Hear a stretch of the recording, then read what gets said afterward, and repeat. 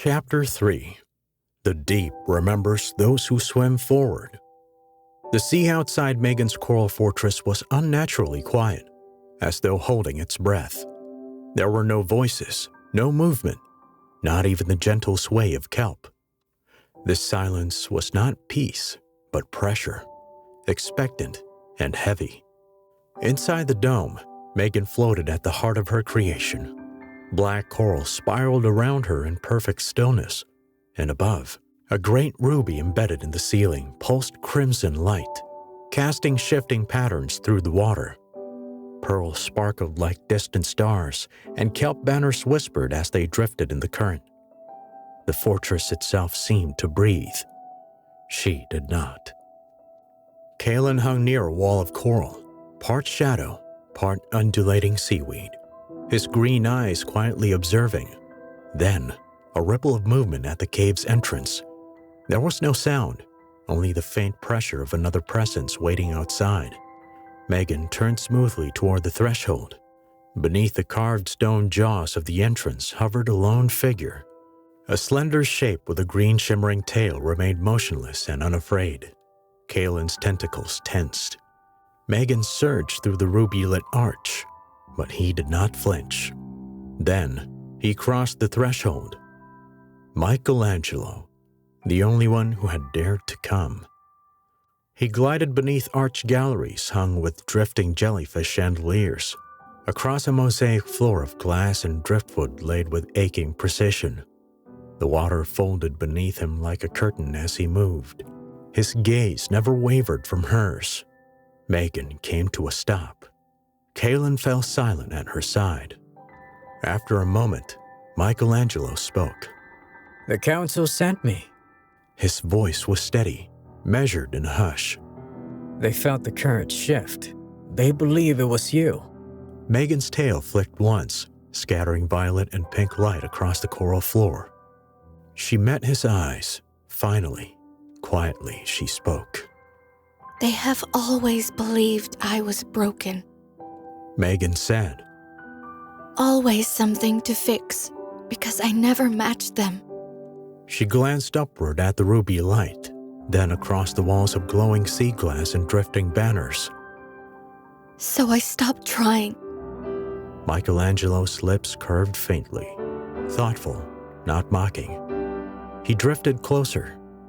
"Maybe that's why this place is the most beautiful thing I've ever seen," he murmured. Inside her, something shifted at the compliment, though her face remained still. He looked at her fully now. "They fear you because they can't mold you," he added. "But maybe the sea didn't need another mirror. Maybe it needed a question."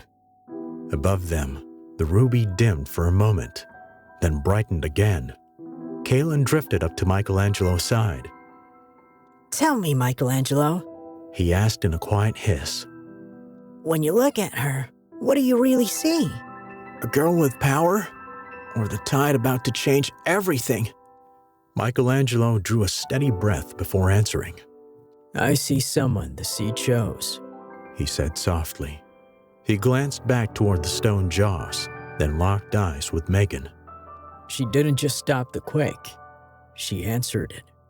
And whatever she answered isn't finished." He hesitated. "They told me to report back, but I'm not going. I want to stay, if you let me." Megan's hands drifted above the glowing coral strands as she took in his words. She looked up at the ruby light, then back down to the floor made of castaway shells and glass.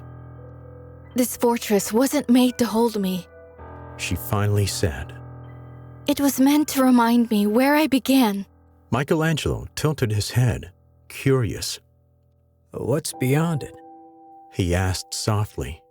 Megan turned toward the open sea, past the carved stone jaws. The trench. She answered. During the quake, I felt something come from there. Kalen slid closer and rested a tentacle gently on her arm. "We go together," he said, voice calm as the current. Michelangelo nodded without hesitation. "Then I'm going with you," he said. Megan met Kaylin's steady gaze, then Michelangelo's. Then stay. She whispered. The very walls of the fortress trembled at her words. At that moment, 3 sea turtles glided in through the jaws. Their shells glowed blue-green as they rose into the ruby light, circling slowly above in a perfect spiral. Their voices echoed through the chamber, not from their mouths, but as if everywhere at once. 3 shadows now. 1 leads, 1 follows. All will shift. And as suddenly as they appeared, the turtles were gone. The current stilled, but the water in the cave thrummed with something new. Megan turned and, without a word, glided toward the entrance. Michelangelo followed, silent and steady. Kaylin moved behind them, dark and watchful. They passed beneath the coral jaws, and the ocean opened at their feet.